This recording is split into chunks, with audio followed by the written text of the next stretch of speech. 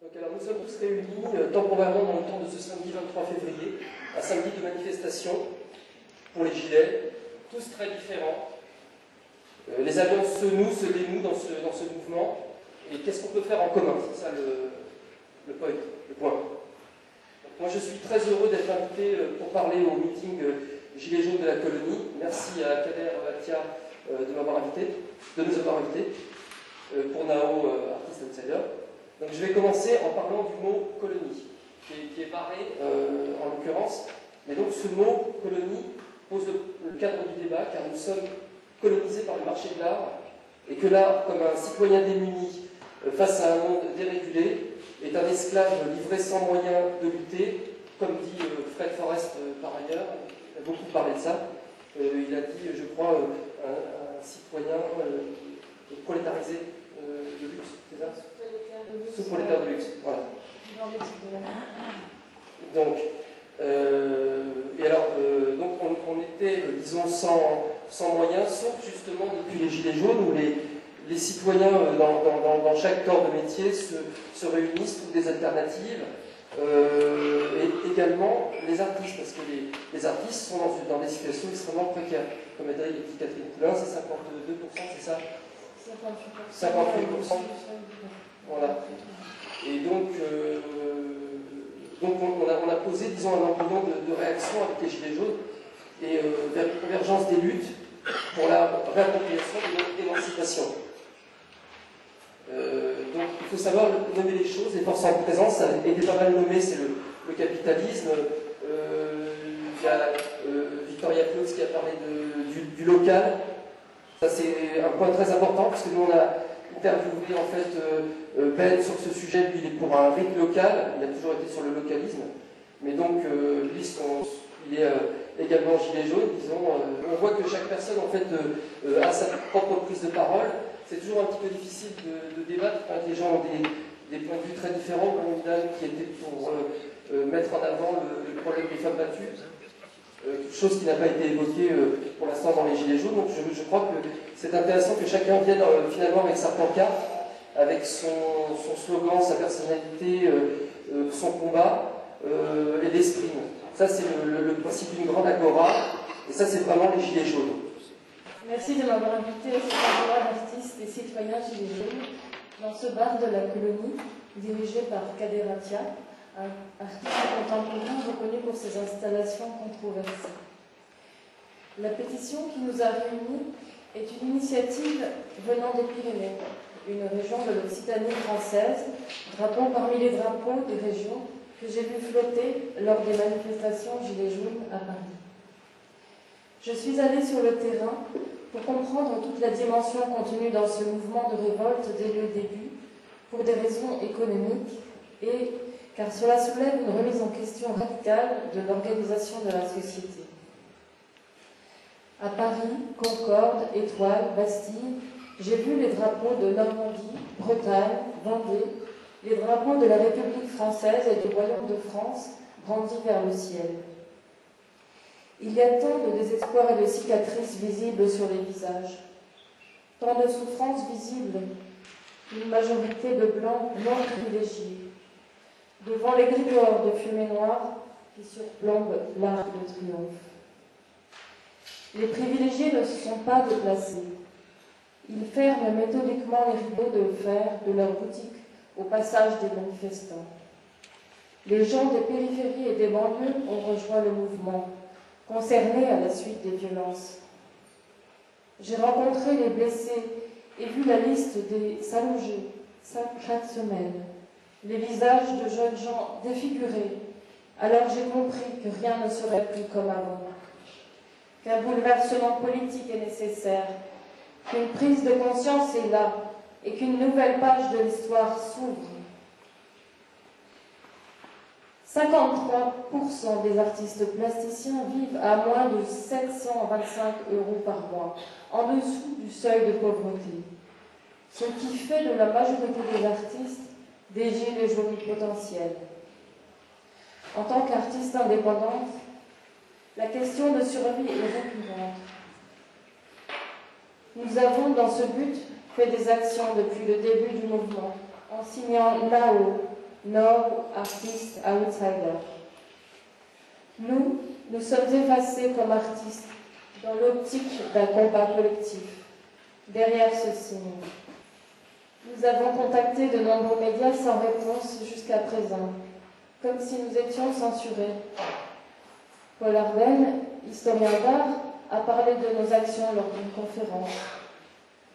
Philippe Gaudin nous a mis en contact avec la colonie à la suite du débat auquel nous avions participé sur l'esthétique des Gilets jaunes. Aujourd'hui, vous pouvez voir les photographies des manifestations et actions dans l'espace Fumoir, ainsi que les images dans le diaporama du musée de l'Invisible. Je vous invite à consulter également le site et la page Facebook Nao.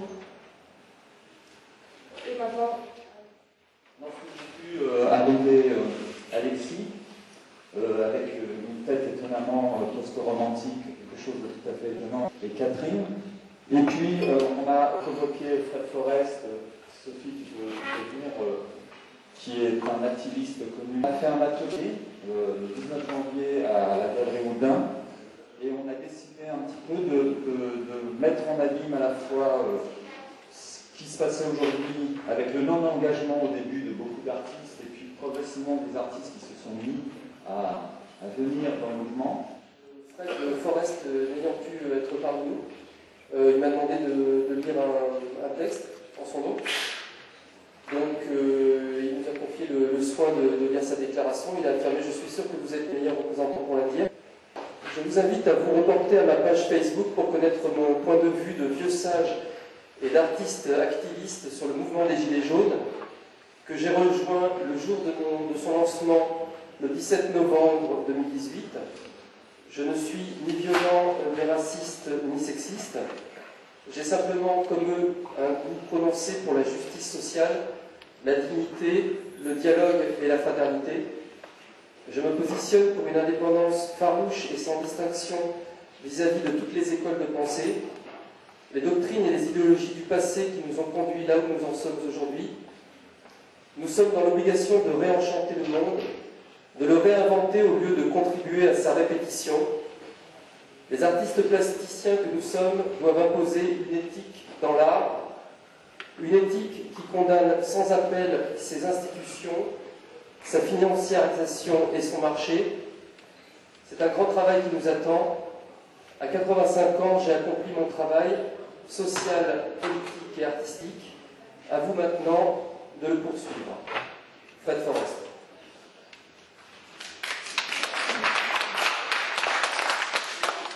Ce qui m'a semblé fondamental dans ces images, c'est de montrer à un moment donné comment ce désir de rester les maîtres de son image a tout changé en fait dans la lutte du bien. C'est-à-dire les émeutes qu'on a eu la guerre de 1987 et aussi la très grande manipulation d'image.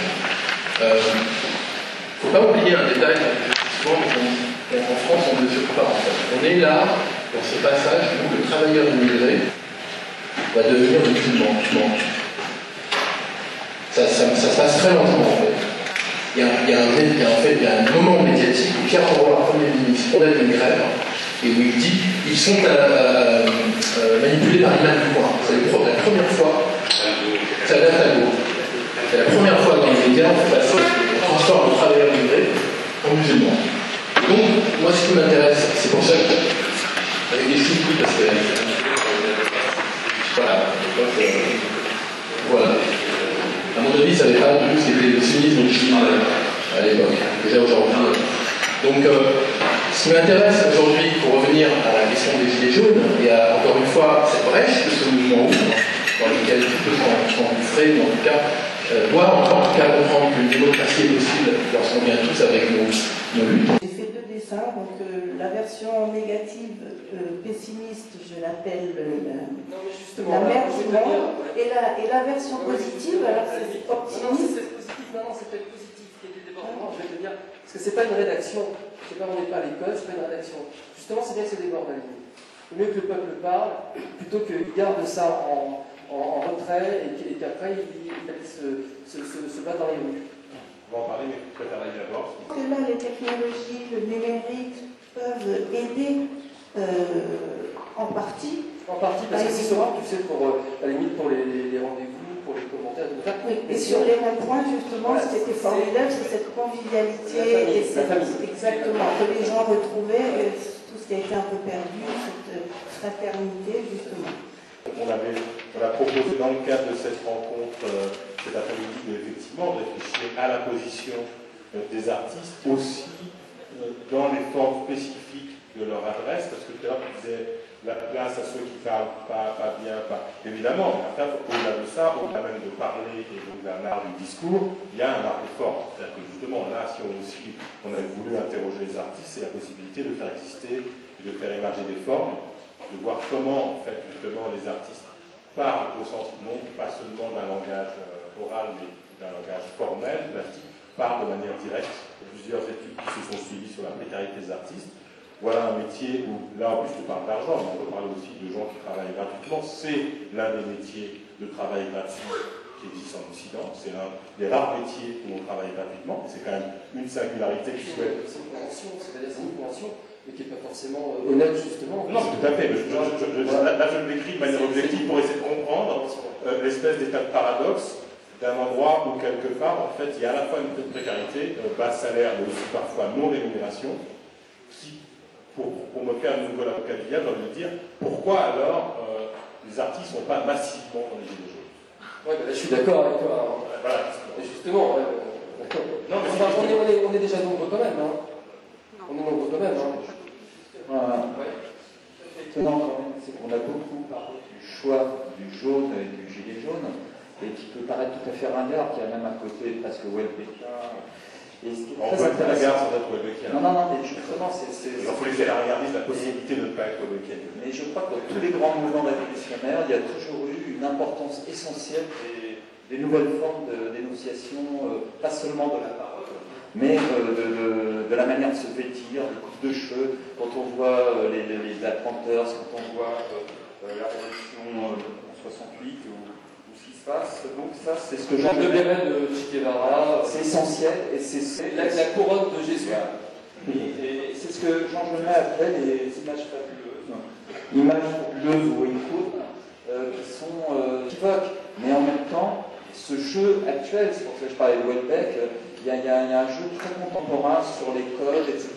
Et ça, c'est une dimension essentielle. Et puis c'est aussi, Philippe, c'est aussi le signal d'alerte. Oui, non, mais moi je pense que je pense qu'il faut vraiment être au niveau littéral. C'est-à-dire que effectivement, c'est un symbole qui réunit tout le monde hors justement des catégories. On a envie de gilet dans toutes les catégories. Alors le pire, mais aussi le meilleur, qui est la fraternité justement. Tu vois, à la rigueur de ne pas être évalué, c'est assez intéressant comme moment. C'est une bonne base de départ. On est nus. Voilà, ne pas être évalué. Moi je trouve que la question de ce mouvement dans sa forme, on va dire, floue, pour dire une espèce, est une forme de qualité de camouflage. Le flou, c'est aussi la chose, on ne sait pas exactement à quoi s'en tenir. On sait qu'il y a donc dans ce flou des endroits qui sont un peu problématiques. Il y en a toujours pour la maîtrise. Parce que moi, je considère qu'il y a une occupation d'un espace. Et pourquoi les gens qui n'aiment pas trop dire l'utilisent comme tout le monde. Cependant, cette non-définition est quand même un espace de jeu. Au sens que, moi, je rejoins Elsa Dorlin quand elle dit on ne rappelle jamais que les luttes, c'est aussi jubilatoire. C'est-à-dire c'est aussi excitant de lutter.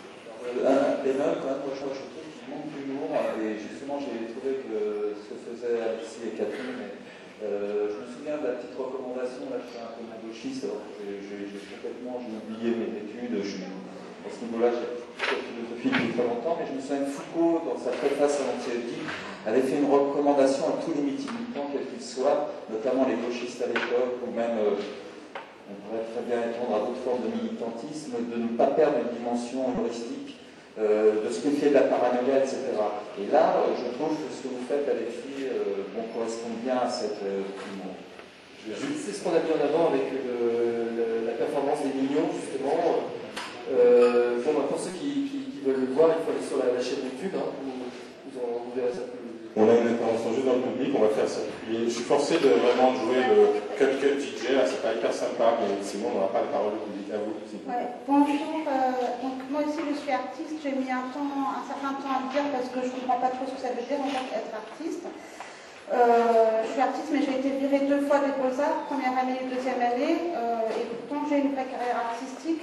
Et ce que j'ai remarqué chez mes pairs qui ont fait des formations dans les écoles des Beaux-Arts, c'est qu'ils ont tous eu la même bibliographie, mais que par contre, ils n'ont pas grand-chose en rapport avec l'autonomie, puisqu'ils sont toujours contraints de séduire le marché et de séduire les institutions.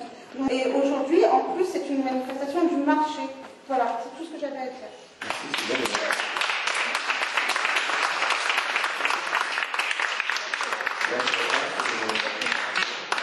Tu veux réagir à ça ou autre chose? En tout cas, c'est bien si quelqu'un peut, si la conversation peut essayer de lui donner une espèce de continuité, si des gens veulent réagir à cette remarque. Je voudrais enchaîner sur ce qui vient d'être dit là. Alors, les gilets jaunes, si on regarde ça un peu de l'intérieur, et en prenant un peu de recul quand même, là, toutes sortes de questions se posent. Est-ce qu'on assiste encore une fois à la reproduction du même à l'infini, en regardant notre histoire? Je ne parle pas de l'histoire française, dans l'histoire en général. Est-ce que c'est toujours la même chose qui nous hante? C'est la question de la souveraineté, la question de l'autonomie, la question de la subjectivité, et je crois que là, je ne vois pas en quoi des artistes, en tant que groupe social, auraient davantage ou moins à dire que les autres. Je veux dire, en tant que citoyen et que citoyenne, évidemment, on est impliqué totalement dans ces mouvements sociaux, pour ou contre. Pour ce qui me concerne, c'est pour, mais pas en tant qu'artiste, forcément, en tant qu'être humain. Et que je me demande, par exemple, si on regarde ce qui se passe, il y a dans l'action politique, qu'on appelle l'action directe, le passage à l'acte, les mêmes problèmes qui se posent à tous les artistes, quels qu'ils soient, quels qu'elles soient. Par exemple, on a dit, grossièrement, le pouvoir a dit, les médias ont dit qu'il n'y avait pas de discours idéologique dans le mouvement des Gilets jaunes. Il n'y avait pas de recherche d'un consensus. Alors, qu'est-ce que c'est? Comment est-ce qu'on peut décrypter ce qui se passe dans le champ social? Moi, j'ai remarqué, par exemple, que la fameuse attaque, le fameux saccage du musée de l'Arc de Triomphe, ça bien connu, c'est un acte politique relativement clair, qui n'a pas voulu être, que le pouvoir n'a pas voulu reconnaître en tant que tel. Après tout, ça se passe dans un contexte précis, celui de plusieurs années d'emmerdement officiel colossal à propos du centenaire de la guerre 14-18. On nous a bassiné avec ça d'une façon monumentale, avec le discours patriotique, nationaliste, la haine de l'autre, la nation et tout ça, en effaçant complètement l'ignominie de ce qui s'est passé vraiment en 14-18. Il n'était pas seulement du côté français, ni du côté allemand, mais de tous les côtés. Et je me demande, je vous pose la question, si vous ne pensez pas que, d'une façon tout à fait consciente ou non, je n'en sais rien, le saccage du musée du soldat inconnu n'est pas une réponse à cette propagande monstrueuse, patriotarde. Je me demande si cette action-là n'est pas aussi opaque ou aussi claire, aussi transparente que celle des artistes qui ont eux aussi et elles aussi à affronter cette difficulté de lire, de lecture de l'œuvre, s'il y en a une. Alors, je me pose la question de qu'est-ce que nous, celles ici ou ailleurs, qui ont comme présence sociale marquée dans leur passeport, leur carte d'identité artiste, qu'est-ce qu'on peut apporter, nous, à ce mouvement social? Je me demande si, en regardant, en prenant un peu de recul, on parlait, j'ai entendu des clichés sur mai 68 tout à l'heure qui m'ont un peu fait frémir. On voit par exemple les femmes n'avaient pas vraiment la parole en mai 68. Je me demande d'où ça sort, ça. Il y a un film qui a été projeté ici même, à la colonie, qui a été tourné par Jacques Kébadian dans les usines occupées. Et dans ce film, on entend beaucoup de femmes qui parlent et qui ont beaucoup de choses à dire. Pourquoi? Parce que c'est très simple, les bureaucrates monopolisent la parole. Les bureaucrates syndicaux, les bureaucrates des partis politiques. Et évidemment, tout le monde ne peut pas parler face à cette machine bureaucratique. Autre cliché, n'est-ce pas? Voilà, qu'est-ce que nous on peut apporter? En 1966, à Liège, en Belgique, il y avait un rassemblement européen, même extra-européen, de militantes contre la guerre du Vietnam, 1966. On s'est retrouvé à un peu plus de 500 000 personnes dans les rues de Liège. Alors, là, c'est un début. Au premier rang, il y avait les maoïstes de l'Humanité rouge, qui défilaient avec des portraits de Staline et de Mao.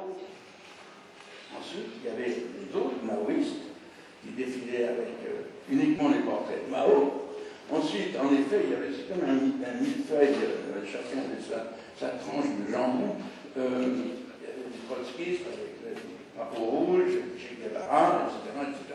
Ensuite, il y avait des anards, etc. Ensuite, il y avait des anards. La culture du coup personnel, bon, si j'aime, c'est bien, et inversement, contre celle de l'engagement de l'expérience qui caractérisait, pour l'essentiel, l'esprit moderne, très, très expérimental. Bien sûr. Alors, il en résulte d'une part l'éparpillement des propositions créatrices, et d'autre part leur nivellement, et pour les expériences créatrices singulières qui perdurent, leur quasi-exclusion. Donc, ce qu'on voit bien, ce qu'on entend ici dans cette rencontre. Alors, la crise du modèle universel, justement, qu'on constate aujourd'hui à l'échelle globale, est l'aspect du saillant, je dirais, de cette situation. Les valeurs de chacun remplacent les valeurs pour tous. On schématise évidemment en 10 minutes, il faut aller vite, mais disons que l'intérêt particulier prend place à l'intérêt général. Il n'y a plus de directivité culturelle, directivité, j'ai dit ça entre guillemets, réglée par l'attachement à trois principes humanistes, par exemple, ou par leur valorisation artistique, mais en lieu et place, et sauf exception. Alors évidemment, on pourrait faire une théorie des exceptions, qui beaucoup se retrouveront ici, donc, et sauf exception, une création polymorphe, multidirectionnelle, pas forcément attachée à ce qui avait plus longtemps, je dirais, faire valeur, un concept de ce qui fait valeur, notoirement des grands universaux. Alors le bien, la solidarité, la non-violence, l'antiracisme, dont on parle beaucoup à la colonie, avec raison, le respect de l'autre, idem, l'égalité des gens, idem. Bon, voilà. Alors la création qui en résulte aujourd'hui est pour sa plus large part normative. Voilà, par exemple, je reçois ce matin prochaine exposition au musée d'art moderne de la ville de Paris, Thomas Oceago. Bon, juste avant, il y avait Thomas Saraceno au Palais de Tokyo, c'est-à-dire des artistes d'institution pinotisés l'un et l'autre, très, très fortement. Donc, il n'y a pas forcément de hasard. Je voyais d'ailleurs Nicolas Moulin dans le Paris montrer, je crois, une vue de l'ancienne bourse de commerce, qui bientôt sera encore la collection Pinot. On va s'en prendre comme ça. En voulez-vous, vous allez en avoir au-delà de satiété. Bon.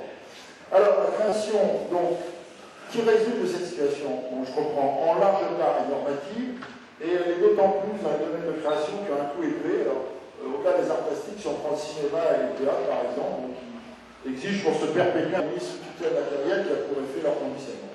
Alors, aussi, cette création, c'est le deuxième point, tend à s'éparpiller, également à se singulariser à l'extrême. Alors là, c'est l'autre côté, c'est pas normatif. Elle adopte la forme fréquente de justement ce qu'on va appeler l'extimité, mais pas cette fois dans le domaine des réseaux sociaux, mais dans le domaine culturel. Et le créateur met en scène et en représentation sa propre vie indépendamment du souci du collectif. Alors, il en résulte deux critères à même de définir la création contemporaine. D'une part, la normalisation obéissante, consensuelle, bien pensante. Bon, Télérama, par exemple, ce qui est valorisé essentiellement. D'autre part, la personnalisation créative exacerbée, idiosyncratique, née du, alors ce qui est idiosyncrasie, tempérament particulier, ou encore ce qu'on appelle la personnalité psychique. Alors, l'ère culturelle que nous vivons donc, combine comme jamais encore ces deux entrées. Cette combinaison crée une situation de tension revient à la question justement des complexités de l'engagement, hein, c'est bien ça. On trouve d'un côté les grosses machines culturelles médiatisées à outrance, que le public consomme massivement. Là, bientôt, tout le monde va aller voir la collection Cocteau à la Fondation Vuitton, hein, c'est parti, ça y est, il y a des affiches partout, tous les journalistes vont y aller, ça va être le grand ramdam, bien évidemment. Et de l'autre côté, une création éparpillée, donc mal saisissable. Donc on a une création de masse et, j'insiste sur le fait, une création de niche. Création de masse et création de niche cohabitent sans que ces deux domaines puissent s'unifier, voire collaborer à plus forte raison. Alors, on regarde la question de l'engagement. Cette situation assez logique. Alors, je prends d'abord la création de masse. La notion d'engagement est surfaite concernant ce type de création. Pourquoi? Parce qu'on se contente en effet de suivre le troupeau et ses lubies, ses obsessions du moment, adopter un coup de relance médiatique. Donc on ne s'engage pas, on s'affilie. Ce n'est pas la même chose. Bon, alors là, je vais être un peu méchant, mais quand même, si l'heure est au migrant, on va réaliser tant que plus des œuvres sur les migrants, même ceux qui ont jamais couché dehors, bien évidemment, j'en ai pris un bateau pour traverser, un Zodiac pour traverser la Méditerranée. Si l'heure est à MeToo, on va réaliser des œuvres sur MeToo. Si l'heure est aux gilets jaunes, des œuvres sur les gilets jaunes. Si l'heure est à l'antispécisme, des œuvres sur l'antispécisme, etc., etc. Donc le suivi s'y prend en place pour l'occasion, l'engagement, il signale l'importance dans la population culturelle de la composante des créateurs, des amateurs non critiques, ou acritiques, non inspirés, non singularisés. Alors, si on prend cette fois la création de niche, là, dans celle-ci, pour celle-ci, la notion d'engagement, là, se relativise à l'extrême. Bon, pourquoi? Parce qu'on s'engage d'abord pour ce qu'on est, pour ce que l'on vit, pour ce que l'on se représente de soi-même et pour soi-même uniquement et exclusivement. Bon, alors, vous avez un problème d'intestin, par exemple, vous faites des œuvres sur l'intestin. Vous raffolez la pizza à cause de ça, vous faites une œuvre sur la pizza et à cause de ça, vous occupe le centre névralgique du processus créatif. Alors, oui, cette fragmentation tous azimuts n'est pas forcément un mauvais signe. Elle montre la vitalité du processus démocratique poussé à son plus petit commun dénominateur et diviseur, l'individualité accomplie. Alors, en contrepartie, et c'est là peut-être que le bas blesse dans une dimension sociale, évidemment fortement convoquée ici, dans cette débat, en contrepartie, elle implique de renoncer à la croyance en un engagement de masse. Voilà, celui qui ne milite que pour lui-même ne peut espérer rallier à sa cause une multitude de ses sens. Alors, conclusion, complexité donc de l'engagement culturel, et sans doute et par extension de l'engagement en tant que tel. Si l'on s'en tient à l'actuelle conduite des créateurs, soit avec la masse, soit avec moi-même, il est clair que la notion même d'engagement devient obsolète. Comment s'engager créateur dans un univers culturel où le miroir est tourné soit vers l'actualité ludique, rythmée par les médias essentiellement, qui nous en disent ce qu'ils veulent, hein, bien évidemment, soit vers le sujet créateur lui-même. Voilà. Alors, point d'interrogation, je mets question ouverte, question à penser, question à débattre. Voilà, merci.